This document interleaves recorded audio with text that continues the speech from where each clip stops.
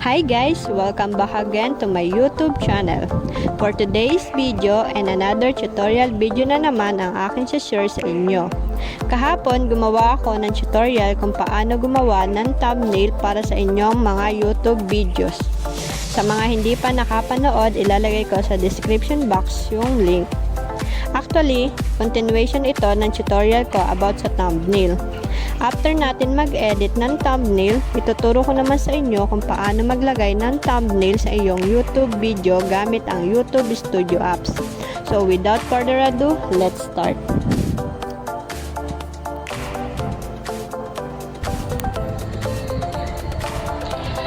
First step, open mo lang ang iyong YouTube Studio.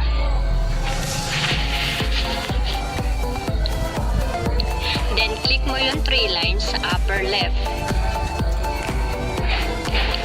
So, ayan. Lalabas yung dashboard, videos, playlist, comment, and analytics.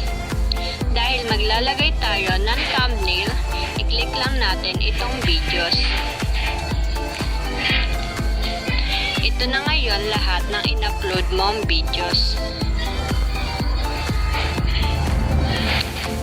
Dahil yung ginawa nating thumbnail ay para sa akin silent live stream, so i-click natin yung next tab which is live. After that, pili na tayo ng video na lalagyan natin ng thumbnail. Halimbawa ito. Then i-click mo lang yung edit or yung parang pencil. Pagkatapos, i-click mo ulit yung edit.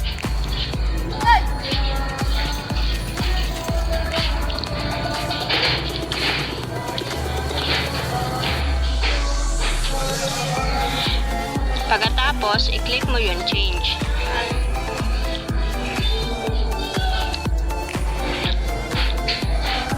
So, ayan. Ito yung thumbnail na ginawa natin.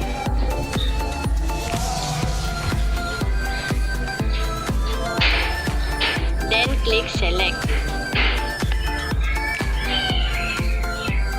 Then, save.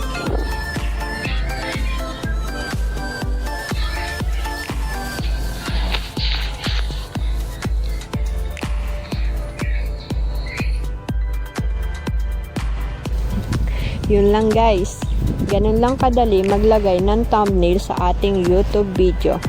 And that's all for today guys. And I hope nabigyan ko kayo ng idea para mapaganda at mag-grow ang iyong mga videos.